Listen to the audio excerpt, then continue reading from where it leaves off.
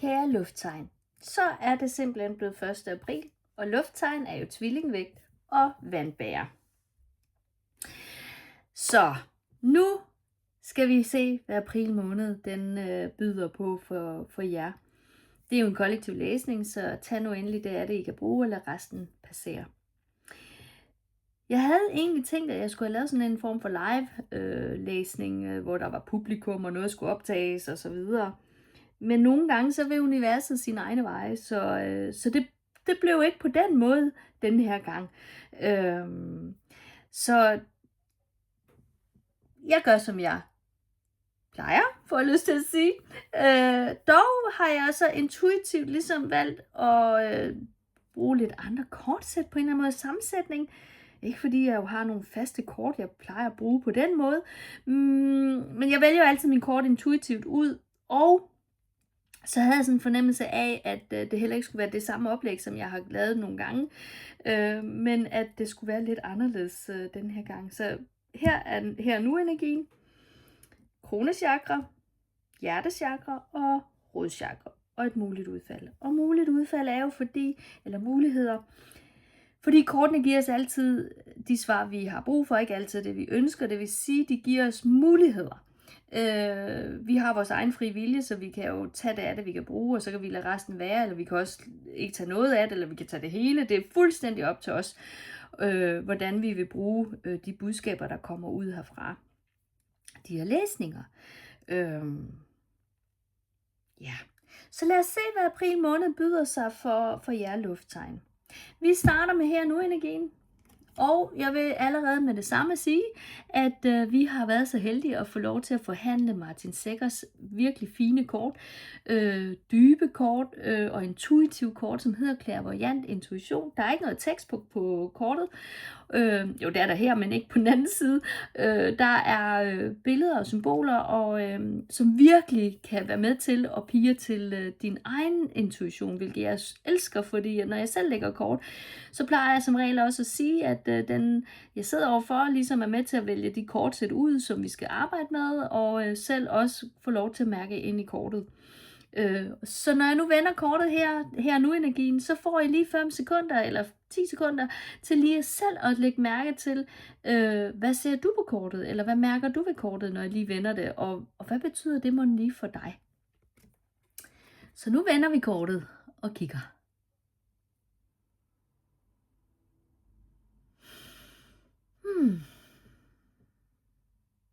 Ja. Godt. Her og nu energi for jer lufttegn for april måned. Det jeg lige umiddelbart lagde mærke til, lige da jeg vendte kortet heroppe, da I fik lov til at se det, det var den blå skjorte. Og så kan man sige, men hvad skal man bruge en blå skjorte til? Jeg fik lige sådan en følelse af, at måske skal arbejdsskjorten hænges på ikke til tørre, men hænges på bøjle og ind i skabet, så der kan blive tid og rum til noget ro, noget hvile, noget natur. Husk at sørge for at måske også at få noget god mad. Nu er det jo også påske lige om lidt, så der er sikkert påskefrokoster og alt muligt. Men ind i travlheden, hvis der er det i din påske, så husk, prøv at se, om du ikke kan finde tid til også at få lidt hvile. Kom ud i naturen. Se måske en solnedgang. Det er ikke så koldt nu, så det kan man faktisk godt. Ligesom, ja, jeg får meget sådan en det her med, husk at få hvilt. Lad arbejdscomputeren og telefonen, lad den blive hjemme, eller lad den være slukket, eller ja, se lige her. Det er de 6 stave. Det er sejrskortet. Kærlighed. Og intuition. Det er bare sådan et dejligt kort. Masser af selvkærlighed. Masser af tid til dig. Og måske endda også tid til din nære, altså til din nære familie, eller gode relationer, eller dine dyr. Men det her med at virkelig mærke ind, hvad er det, du har brug for her både her i påsken jo, men også hele april måned. Giv dig tid. Jeg får lyst til at sige sådan, giv dig selv tid til at opdage, mærke, sanse.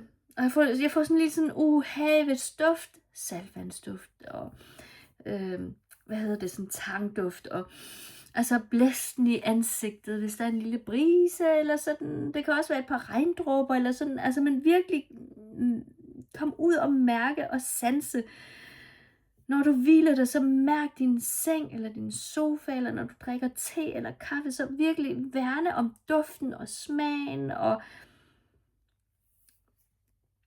virkelig give dig tid, fordi jeg får sådan en følelse af, for jeg er lufttegn, det vil virkelig være kærligt og selvkærligt, og give dig selv det rum og det space her nu er påsken jo oplagt, men ellers også her i april måned i hvert fald. Så lad os se, hvad der ligger i dit kronechakra. Og jeg har faktisk valgt, et kortsæt fra, der hedder Vi er os, fra Alexandra Molina. Og det har jeg, fordi det er faktisk sådan et familiekortsæt. Men også lige så meget, det er jo også lavet til børn, kan man sige, børn og unge. Men vi voksne kan også godt have brug for nogle helt simple budskaber, som kan være særlig kraftfulde, når det kommer sådan helt skåret ud i pap. Så det, der ligger i dit kronechakra, kære lufttegn, op i dine tanker, den bedste tid er sammen med hinanden. Og det giver jo rigtig god mening lige med det her, ikke? Altså, selvfølgelig skal der være tid til det der med at bruge tid med dem, du virkelig holder af. Altså, men også at bruge tid med dig selv, hvile tid sammen med dem, du kan lide, og med dig selv, og fordi der ligger noget i vigtigheden i at bruge tid sammen. Det er det, man husker. Det er det, man husker tilbage på. Det er det, man kan du huske dengang, vi var derhenne i Legoland, eller kan du huske, at vi tog ud i skoven og havde piknik, eller vi tog ned til stranden og samlede skaller. Det er det, vi husker. Ofte i hvert fald. Brug tid sammen. Så lad os se, hvad der ligger i dit hjerte. Og det ser sådan her ud. Det er fra vores nye kortsæt, også The Soul's Journey fra James Van Praagh. Meget enkelt, meget simpelt og meget kraftfuldt. Både i farver og i tekst. De har sådan lige en lille tekst her, så står lidt mere i guidebogen selvfølgelig, men her, jeg læser jo ikke som sådan ellers teksterne på den måde, men her der står det jo lige forgiveness, altså tilgivelse. Så måske er der noget af dit hjerte, der skal tilgives. Jeg får sådan lyst til at sige, det er ligesom om, at der er noget, der er sluttet. Der er noget, der har virvlet rundt. Og nu er det på tide, på en eller anden måde her i april måned, at slutte det af. Helt, altså, og blive færdig, sådan som man nu kan. Men og så bruge din intuition, se realiteterne, jeg får lyst til at sige, se realiteterne i øjnene. Altså, hvad er vilkårene? Fordi det er også, det har virvlet meget rundt, fordi og også give udtryk på den måde, du er i verden på, måske.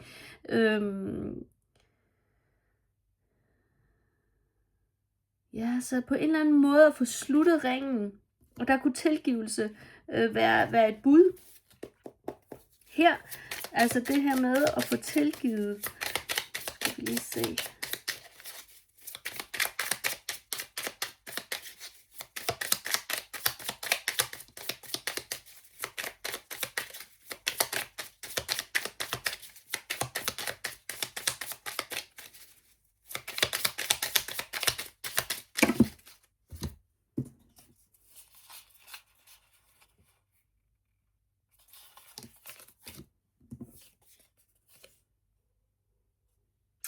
Queen of Swords. Jeg havde lige brug for at have et ekstra kort her i forhold til det her med hjertet og tilgivelse. Og sværene, det er jo tanker. Blandt andet jo selvfølgelig sådan. Men det er også, hun sidder også her og skuer ud på en eller anden måde.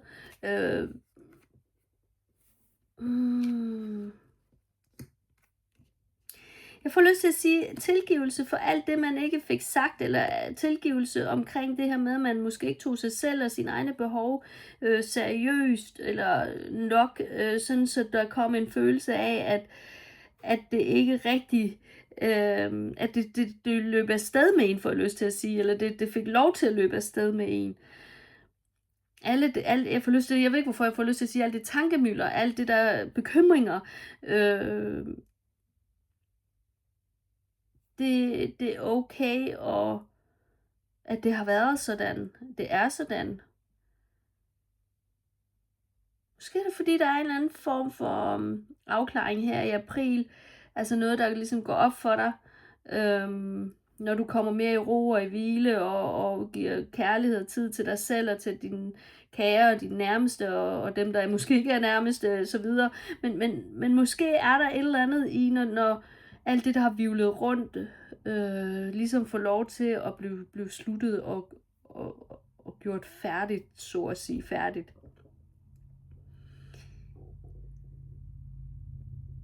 Og lægge tankerne ned. Jeg får lyst til at sige tankemylder, for jeg får sådan en følelse, der har været meget tankemylder på en eller anden måde. Sådan, det bare kørt.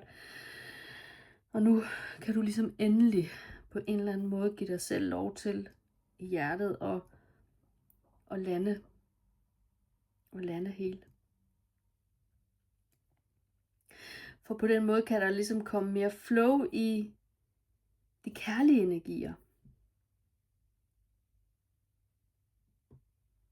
Ja. Lad os se, hvad der ligger i dit rodchakra her.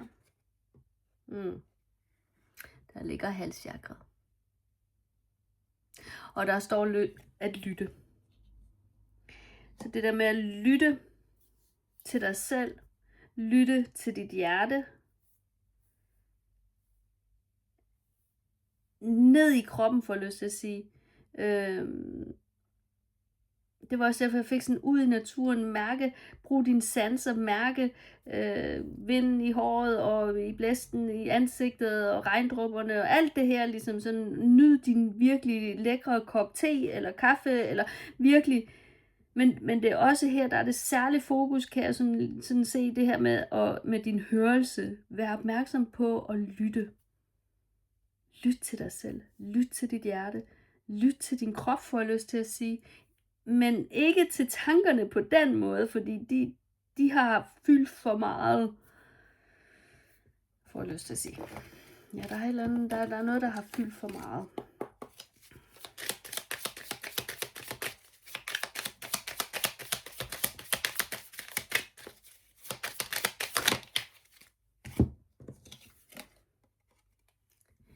Ja, jeg havde lige brug for at tage et ekstra kort her. Og der kom The Fool, narren ud, som en lille clarify til rådet her, i forhold til det her med at lytte. Og jeg får lyst til at sige, altså, fordi når vi lytter, så kan der måske også være lige på, altså det er jo stadiet til at mærke ind i sig selv, og nye begyndelser, lige inden noget nyt måske kan få lov til at sætte i gang. Men der er også ofte, så kan man også mærke en passion, eller en begejstring, eller noget andet, der sådan ligesom, jeg får lyst til at sige, der lige spiger. Altså nu er vi også i foråret, ikke? Altså så det der med, at vi sår nogle frø, ligesom sådan, der er noget, der spiger, der er noget, der ligesom bobler på en eller anden måde. Så giv dig selv lov til at lytte og mærke, og måske det der både bruge tid sammen med dig selv, kærligt, men også med dem, du holder af. Tilgiv dig selv for alt det der, du har tænkt og har gjort, og få det sluttet, sådan så du kan få lyttet ordentligt ind til dig selv, og din krop, og dit hjerte. Hvad er det, der ligger derinde, som måske skal ud? Hvad med? Men i hvert fald, lad os se, hvad det mulige udfald, det er for april måned. for jer lufttegn, og der har jeg valgt Colette Baron Reeds Oraklets Visdom, som er et af de kortsæt, var et af de første kortsæt, jeg fik, udover min tarotkort, og som virkelig har fulgt mig igennem mange år, så helt fantastisk kortsæt. Og der har vi TikTok. Står der her på kortet. Tallet 30, tværsummen 3. Du har alle dine guider, engle, åndelige vejledere, kraftige og afdøde. De står til rådighed for dig. Måske vil de endda gerne i kontakt med dig, sådan så I kan få en god dialog, får jeg lyst til at sige. Men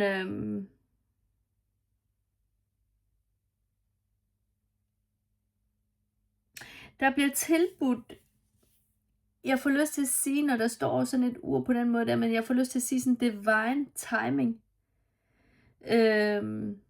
omkring, altså det her med, at alt er ligesom det skal være, alt folder sig ud lige præcis på det tidspunkt, som det skal. Og det kan vi ikke regne ud. Selvom vi nogle gange bruger en masse tankevirksomhed på at regne ud, hvis nu gør sådan og sådan og sådan, så kan det lige, og så passer det med det, eller så kan det komme ud der, eller så kan vi sådan og sådan. Men vi kan ikke regne den ud. Nogle gange er der forsinkelser, nogle gange kommer det før, end vi havde regnet med, og nogle gange kommer det slet ikke. Og ligesom jeg jo havde håbet på, at jeg skulle lave en live-læsning omkring den her læsning, det skulle jeg ikke. Jeg skulle gøre det her i dag. Og alting er ligesom det skal være. Så kan vi jo ikke bede om mere, jo vel? Så er alting jo bare helt fantastisk i virkeligheden. Så jeg tror lige, vi skal have... Se nu der, hvad kan de vel derude? Det var den der. Sådan der. Ja.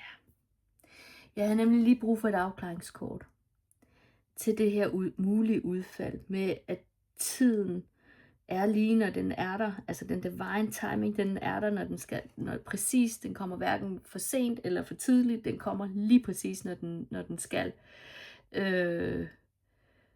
Og her har vi også med sværene at gøre. Så det er jo igen, altså det her med at gå fra og få balance i de der tanker der. Balance i at prøve at regne den ud. Giv slip på den del. Slip tiden. Giv slip på at regne ud, hvornår ting skal ske. Når vi sætter nogle intentioner ud, som vi jo typisk vi gør hver dag, men som kan være meget kraftfulde at gøre omkring nymåne, så sætter man en intention, men uden at kende målet, eller hvornår, eller hvordan, men vi sender bare intentionen ud. Og det er jo rigtig interessant, når vi gør det, fordi at så er det, vi faktisk giver slip, og vi overgiver tingene og tankerne ikke mindst. Og så har du 10 svær her, og du har givet slip. Så det er en anden måde, kan man sige. Der er en ny begyndelse på vej, når du slipper det her. Og du kan også se, jeg får lyst til at sige heroppe, læg den her, fordi den passer faktisk rigtig godt i takt med at give nu slip på de her tanker. Få nu balance i det. Ikke brug så meget krudt og energi på det, fordi alting er ligesom det skal være, og alt starter som det skal, på det tidspunkt, når det skal. Og tankerne, de kan jo godt være der, fordi nogen siger, du må ikke tænke sådan, eller du skal ikke tænke sådan, så gør vi det. Så de må egentlig godt være der, tankerne som sådan. De skal bare ikke have lov til at fylde det hele. For på den måde, så kan du komme til at gå vejen i fred, og i fordragelighed, og i fuld, for at lyst til at sige faktisk også i fuld tillid, til at selvom du ikke kan se, hvad der skal ske forud, så have en tro på, at det, der kommer til at ske, er ligesom det skal være på det rigtige tidspunkt. Ja. Så Tusind tak, fordi jeg måtte læse for dig her for april måned. Tag det, at du kan bruge. Lad det resten passere. Og jeg vil selvfølgelig lige slå et lille slag for, at vi har fået en ny webshop, der hedder lyset-webshop.dk. Og der kan du blandt andet også se nogle af de her kortsæt, som jeg har brugt i den her læsning, eller du kan også både se og købe dem jo selvfølgelig. Så, men hop endelig ind og kig, hvis der er noget, der kunne finde, hvad kan man sige, at du kan mærke, at det taler til dig. Ja. Og ellers står jeg tror også, jeg har lagt et eller andet link nede i beskrivelsen. Tror jeg, det er sådan, man siger. I hvert fald så ønsker jeg dig en rigtig god april måned. Spændende, spændende. Tak og hej.